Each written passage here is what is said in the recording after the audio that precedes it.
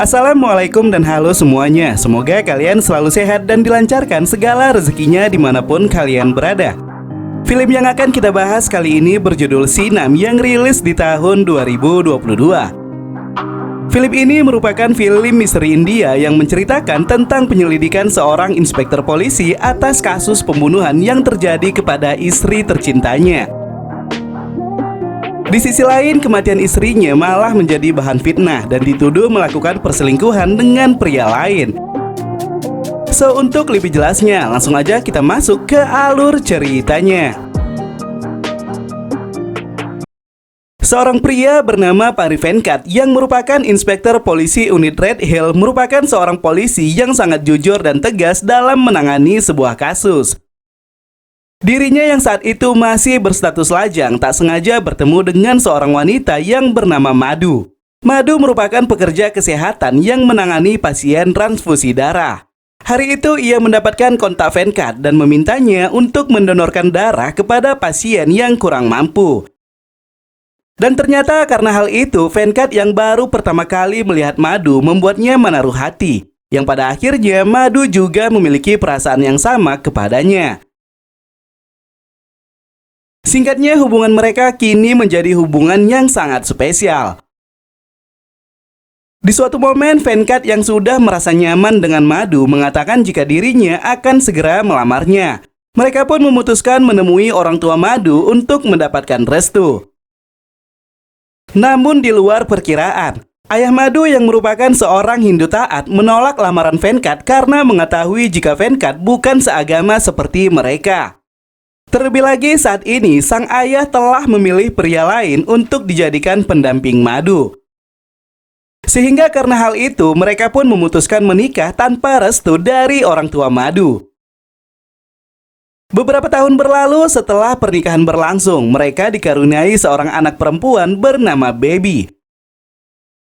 Ketulusan dan kebaikan Venkat selama ini membuat kehidupan keluarga mereka menjadi sangat harmonis. Di setiap malamnya, Madu selalu menceritakan kisah hewan untuk menemani Baby tidur. Dan uniknya, hewan yang ia ceritakan adalah gambaran peristiwa yang baru saja ia lihat. Kala itu ia menceritakan sebuah kisah singa yang sangat marah dan menghajar kawanan hiena dengan sangat brutal. Yang ternyata cerita tersebut sama persis dengan kejadian yang sedang dialami oleh Venkat. Venkat yang berada di sebuah kafe menghajar beberapa preman yang diketuai oleh seorang pria bernama Murali. Murali merupakan seorang kriminal yang besok akan menjalani kasus persidangan.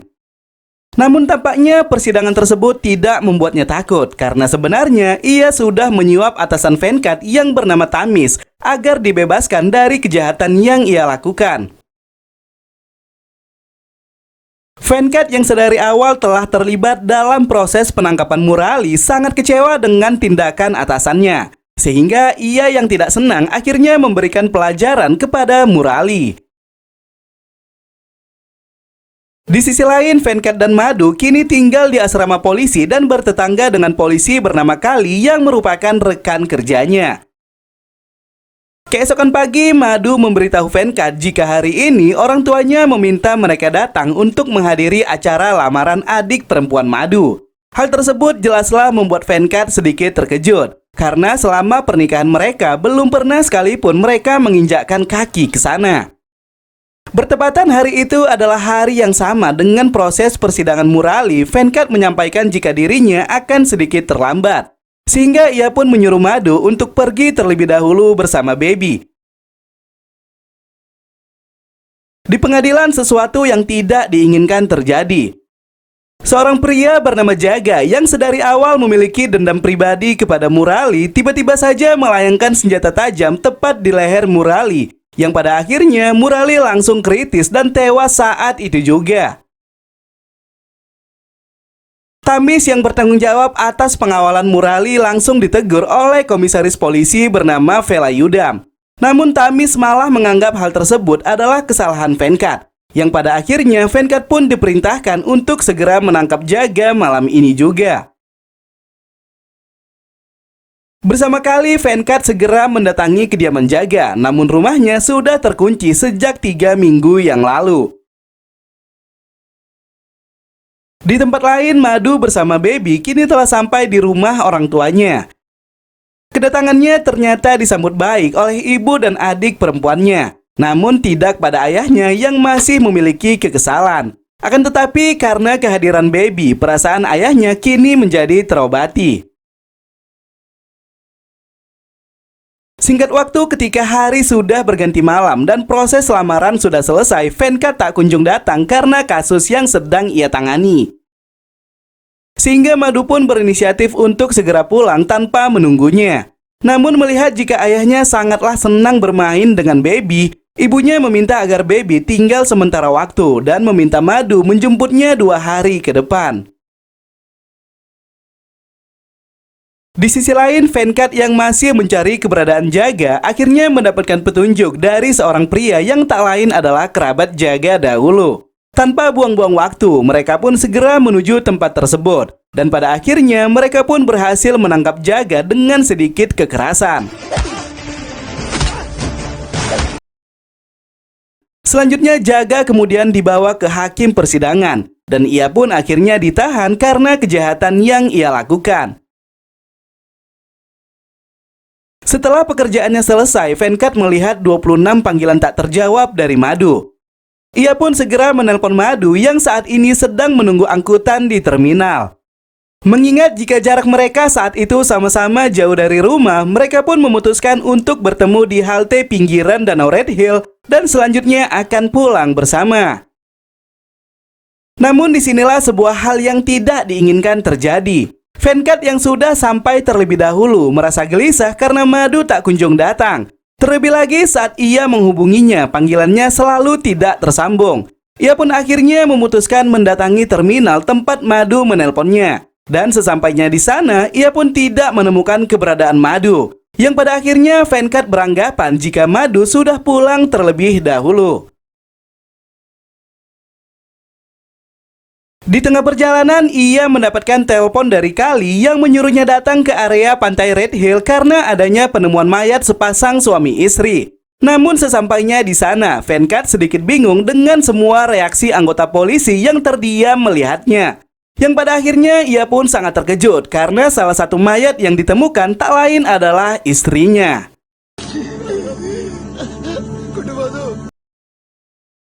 Kejadian tersebut jelaslah membuat Venkat menjadi hancur sehancur-hancurnya. Ia tak menyangka jika orang yang sangat ia cintai harus berakhir seperti itu.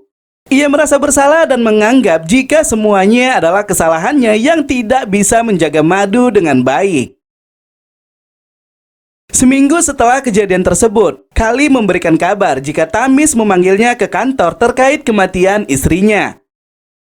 Tidak seperti rekan polisi yang lain, Tamis ternyata tidak memiliki rasa simpati kepada Venkat. Ia yang menangani kasus kematian Madu dan pria asing tersebut malah menghina Venkat karena kelakuan Madu. Kepolisian mengklaim jika sebelum tewas, Madu mendapatkan kekerasan seksual. Atau lebih tepatnya merupakan korban pemerkosaan karena perselingkuhannya dengan seorang pria yang tewas di sampingnya.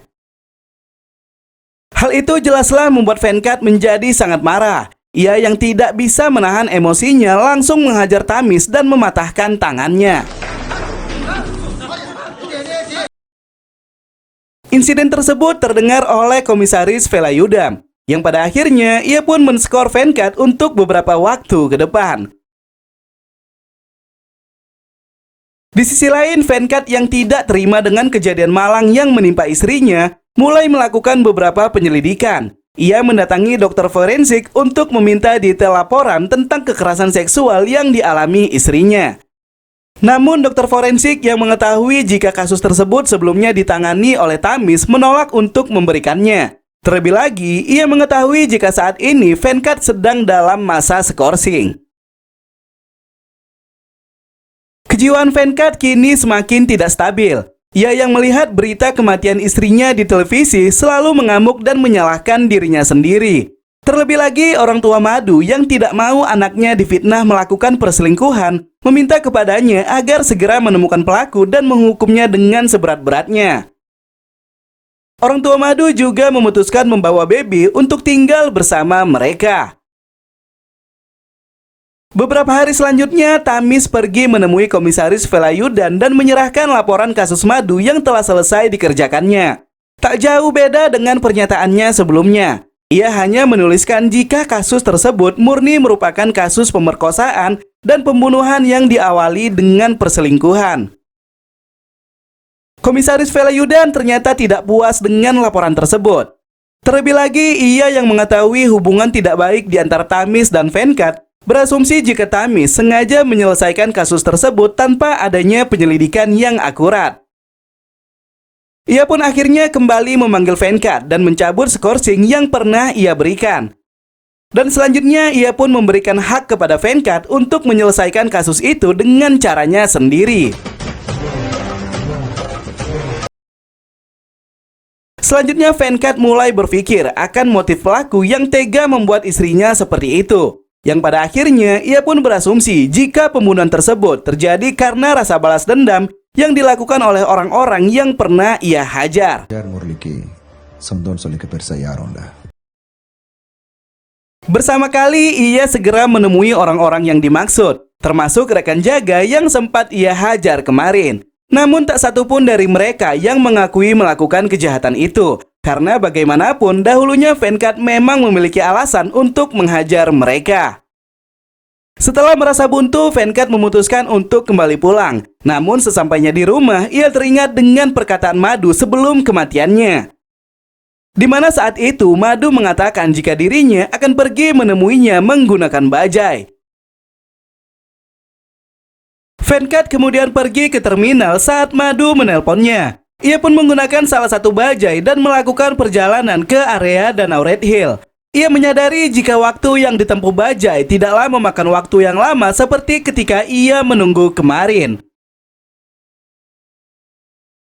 Di keesokan hari melalui kamera CCTV, Venkat memerintahkan Kali untuk mencatat semua nomor bajai yang beroperasi di terminal saat malam pembunuhan.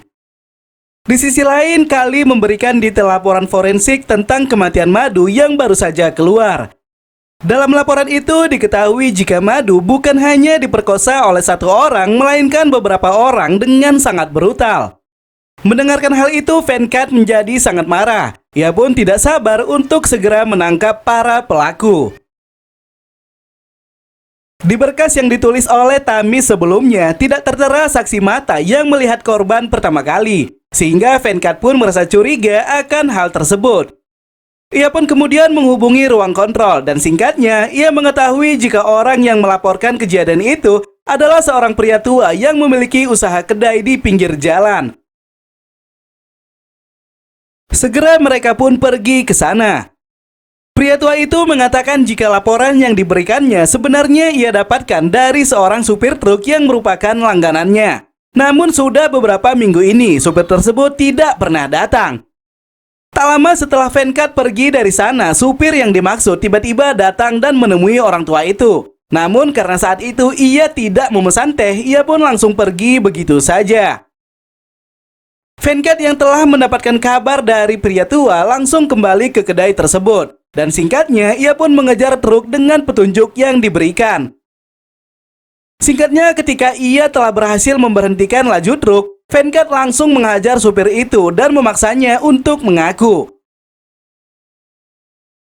Yang pada akhirnya supir itu pun mengakui jika ia memilih tidak melaporkannya secara langsung karena sebelumnya ia telah mengambil dompet yang berisikan uang di sekitar jasad korban.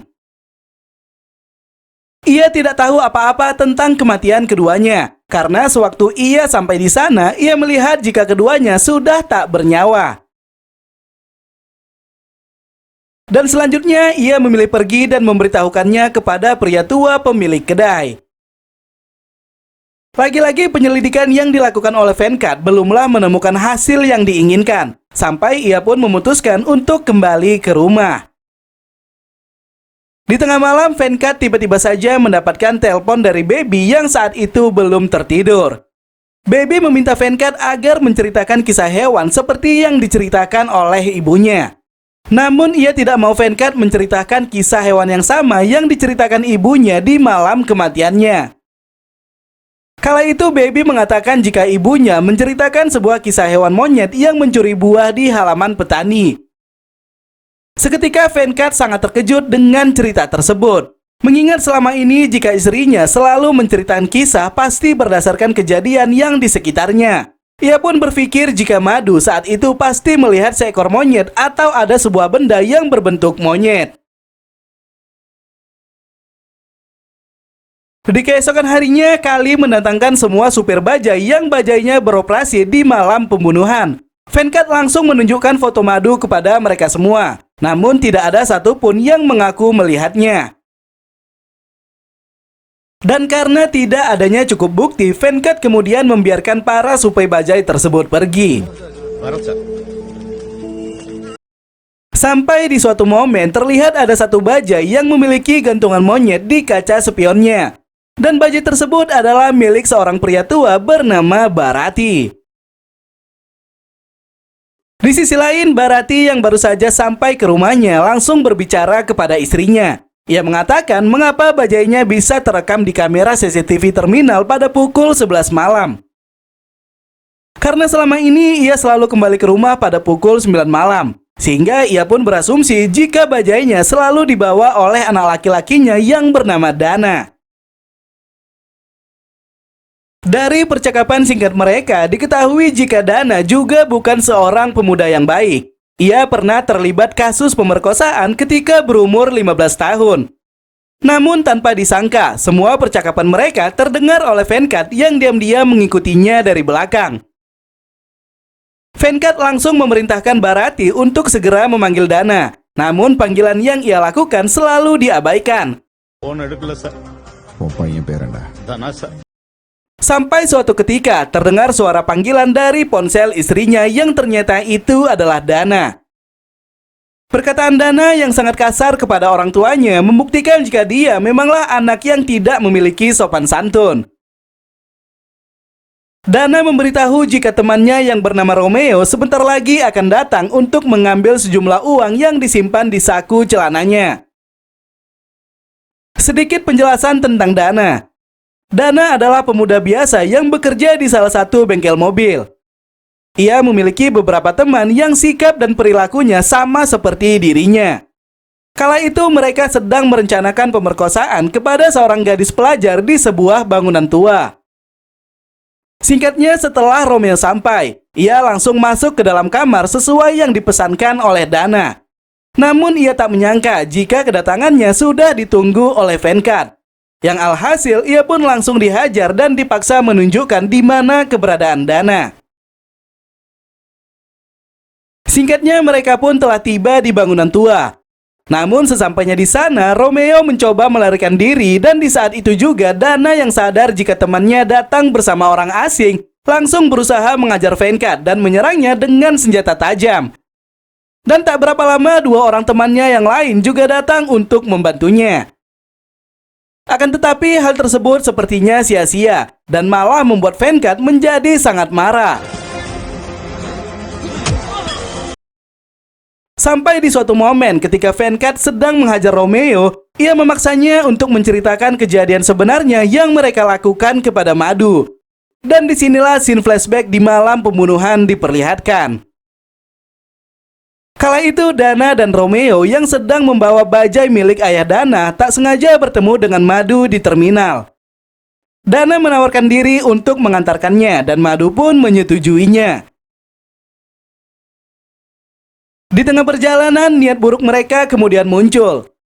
Di saat Madu sedang menelpon seseorang yang tak lain adalah Baby, diam-diam Romeo mengambil gambarnya dan mengirimkannya kepada teman-teman mereka yang lain. Puncaknya ketika telah sampai di area Danau Red Hill, mereka pun menurunkan Madu dengan paksa.